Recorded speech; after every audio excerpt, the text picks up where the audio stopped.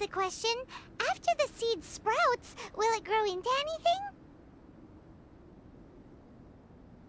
I don't know, but I feel the importance will lie in the method, not the endpoint. Using alchemy to awaken otherworldly life into that would constitute a big leap in my understanding of the essence of life. After awakening, even creation may be possible. Still a little difficult to understand? No, Paimon's got a brain. But what's the seed gonna become? Isn't that more interesting than whatever it was you were saying? Well, if it turns out to be a delicious fruit, dinner's on me. Yay! Paimon's holding you to it. Well, let's just say I, occasionally have to look after a child. Another lengthy explanation, I'm afraid. I suppose it's one of the few non-alchemy related disciplines I'm any good at. The subject of my first research was the elements. In this world, manipulating the elements requires a vision.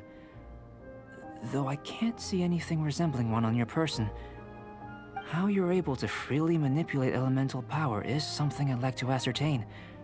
I've got a few questions in that regard.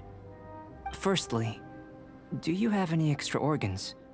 A second heart? A fourth stomach? Things of that nature. Fascinating. And this floating child is connected to your body in some way? What a stupid question! Can't you see the gap between us? And another thing, it's Paimon, not floating child. I was merely considering the possibility that you were an external organ. Perhaps there is some invisible force connecting you.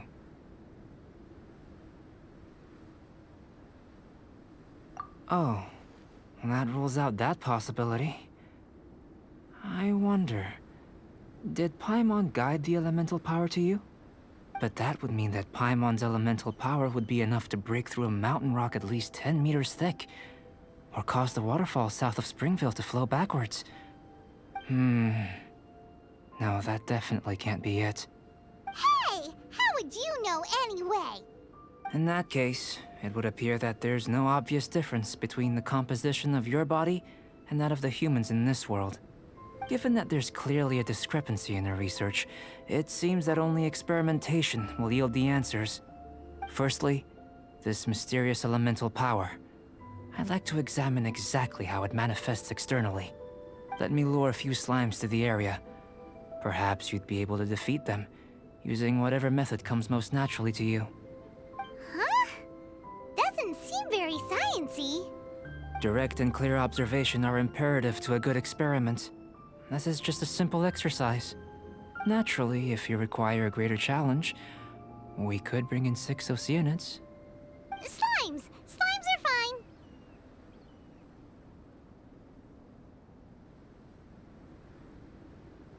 Well, prepare yourself.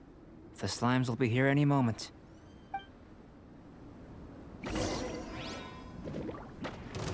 There is no escape!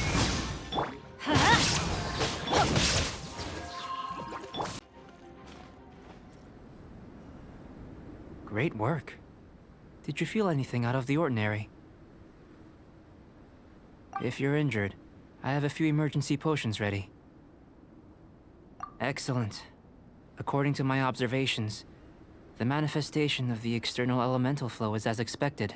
Elemental reactions are normal. There's nothing out of the ordinary. Now that we know that the external flow is manifesting normally, let's test the internal flow. Internal flow? How do you test that? It's very simple. I can use alchemy to create a potion that will extract elemental power. If the elemental power is stored or accumulated physically within your body, this potion may elicit an elemental reaction. Sounds kinda terrifying. Don't worry. In the normal course of events, you'd feel some temporary queasiness. No bodily injury.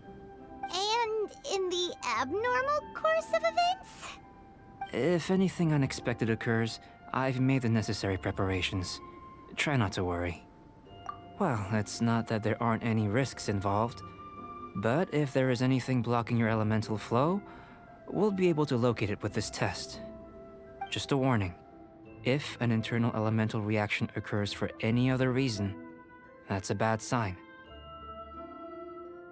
Yes, that's an excellent way to think about it. Before we get started, the potion we'll use for the test is missing a catalyst. We'll need to find it. It's a type of ore known as star silver, but unfortunately not all of it is suitable. I'll take you to my campsite. We can gather some star silver ore on the way. I'll point out any likely contenders. All going to plan, we should be able to begin concocting the potion when we get to the campsite. Paimon's still got a few safety concerns, but it seems like there's a silver lining. Let's keep our eyes open.